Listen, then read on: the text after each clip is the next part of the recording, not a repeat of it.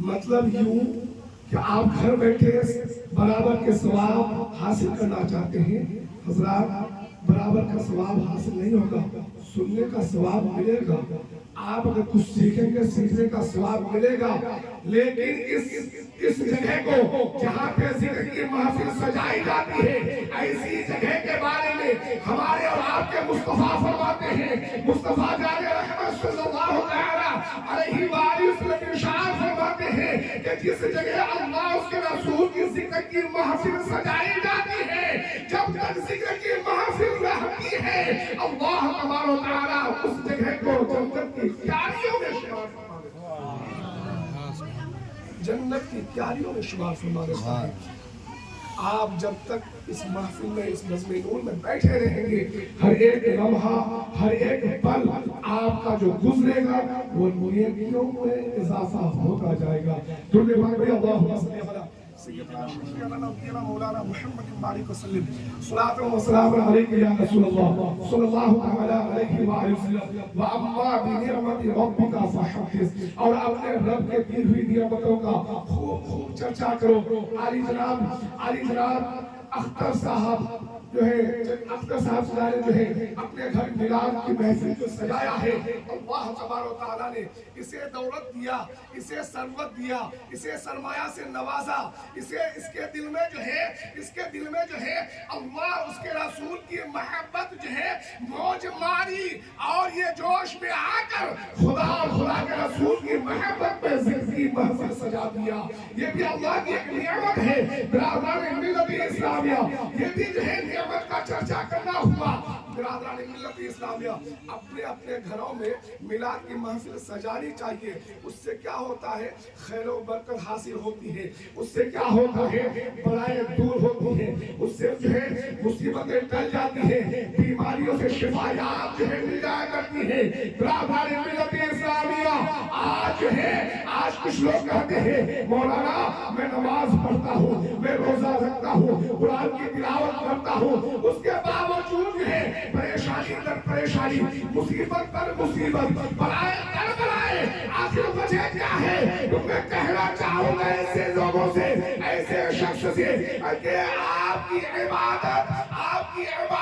خدا کی بارگاہ میں قبول نہیں ہوتی۔ اگر قبول ہوتی تو آپ در مصیبت میں نہ ہوتے، بلائے در بلائے میں نہ ہوتے، بیماری در بیماری میں نہ ہوتے، لیکن آپ کی عبادت ہے۔ آپ جو کہ دعویٰ کر رہے ہیں کہ میں نماز بھی پڑھ رہا ہوں، قرآن کی تلاوت بھی کر رہا ہوں، روزہ بھی رکھ رہا ہوں، غریبوں کو کھانا کھلا رہا ہوں، فقیروں کو جو ہے کپڑا پہنا رہا ہوں، فقیر محتاجوں کو جو ہے محتاجوں کی محتاجی دور کر رہا ہوں، بے بسوں کی بے بسی دور کر رہا ہوں، فریاد رس کے فریاد کو پہنچ رہا ہوں، امداد جو ہے مدد چاہنے والے کی جو ہے مدد کر رہا ہوں۔ برادران ملت اسلامیہ کچھ عبادتیں ایسی ہیں جو نام و نمود کے لیے ہوتی ہیں، اگر نام و نمود کے لیے جو ابھی عبادتیں ہوتی ہیں، اللہ تبارک و تعالیٰ ان کی عبادتوں کو ان کے چہرے پر مار دیتا ہے، اپنی بارگاہ میں قبول نہیں دیتا۔ سبحان اللہ سبحان اس اللہ۔ لیے میرے ملت کے نوجوانوں، میرے بزرگوں، عزیزوں، کوئی بھی عبادت کریں، چاہے نماز، چاہے روزہ، چاہے حج، چاہے زکوٰۃ، قرآن کی تلاوت، ماں باپ کی وفاداری، بیوی بچوں کی تربیت پرورش، یا پڑوسیوں کے حقوق کو ادا کرنے میں، یا بہن بھائی کے حقوق کو ادا کرنے میں، کوئی بھی عبادت ہو اس میں نام و نمود نہ ہو، جو بھی عبادت کی جائے صرف اور صرف اللہ کو راضی کرنے کے لیے، سبحان اللہ سبحان اللہ۔ اللہ کی رضا کے لیے جو عبادت ہوتی ہے، اللہ تبارک و تعالیٰ اپنی بارگاہ میں اسے قبول فرماتا ہے، اور اس کا بدلہ دنیا میں بھی عطا فرماتا ہے، اور اس کا بدلہ آخرت میں بھی عطا فرماتا ہے۔ درود پاک پڑھیے اللہم صلی علی سیدنا شفیعنا نبینا مولانا محمد بارک وسلم، صلاۃ و سلام علیک یا رسول اللہ، صلاۃ و سلام علیک یا حبیب اللہ صلی اللہ تعالی علیہ وآلہ وسلم۔ آج ہمارا حال یہ ہے، آج ہم اپنی زندگی کا جائزہ لیں۔ ہم صبح سے لے کر شام تک دن گزارتے ہیں، رات کو کھانا کھا کر بستر پہ جاتے ہیں۔ میرے بزرگوں، بستر پہ جانے کے بعد اپنے سینے میں ہاتھ رکھ کر اپنی زندگی کا محاسبہ کریں اور صبح سے لے کر شام تک کو یاد کریں کہ کون سے ہم جو ہے کام کیے، کون سا ہم نے جو ہے نیکی کیا، کون سا ہم نے گناہ کیا، اور آپ نے نیکی نہیں کیا، گناہ پہ گناہ کیا، ان گناہوں کو یاد کیجئے۔ ان گناہوں کو یاد کرنے کے بعد، ان گناہوں کو یاد کرتے ہوئے خدا کی بارگاہ میں اپنی آنکھوں میں آنسو کے قطرے لے کر خدا کی بارگاہ میں گر آئیے، خدا کی بارگاہ میں روئیے، خدا کی بارگاہ میں گریہ وزاری کیجئے، فریاد کیجئے۔ اے بار الہ، ہم گنہگار ہیں، اے بار الہ ہم خطاکار ہیں، اے بار الہ ہم سیاہکار ہیں، اے بار الہ ہم بدکار ہیں، اے بار الہ ہم گناہ کرنے والے ہیں، اے بار الہ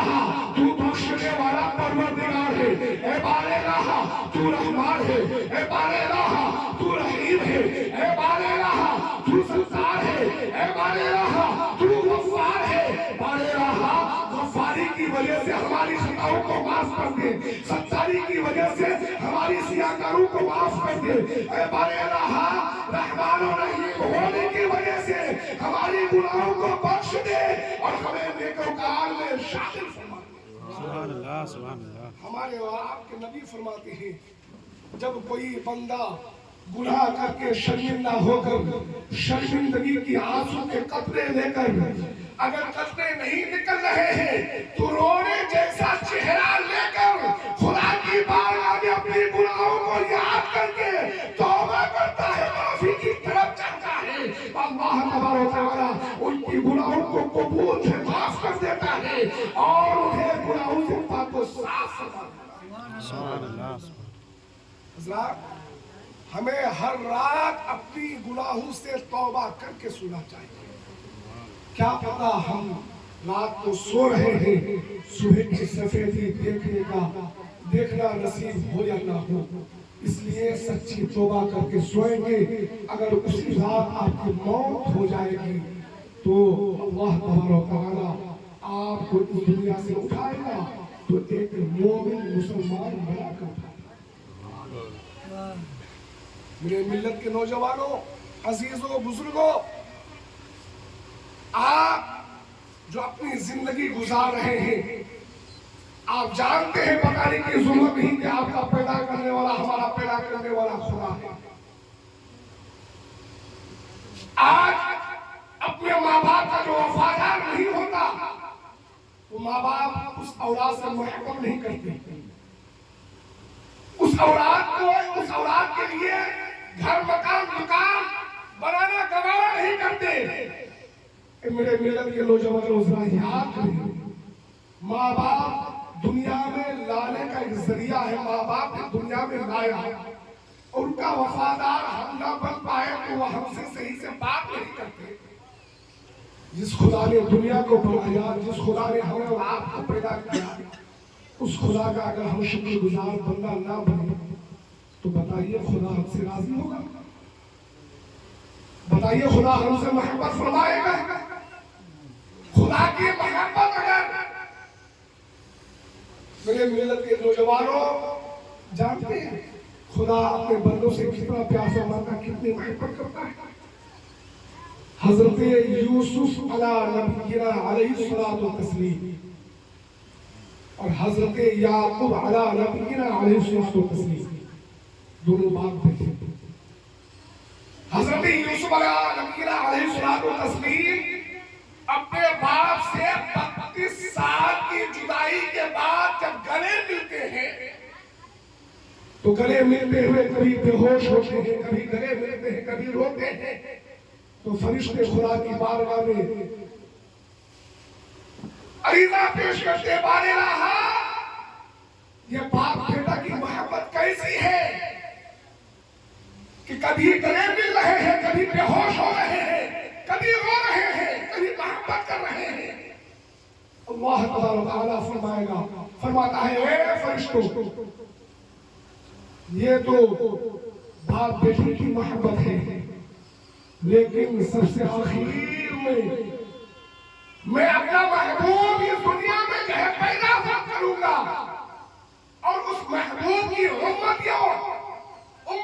کو پیدا کروں گا۔ اس امتیوں سے اس باپ بیٹی کی محبت کیا دیکھتے ہو، اس سے 70 گنا زیادہ ان امتیوں سے میں محبت کروں گا۔ سبحان اللہ، سبحان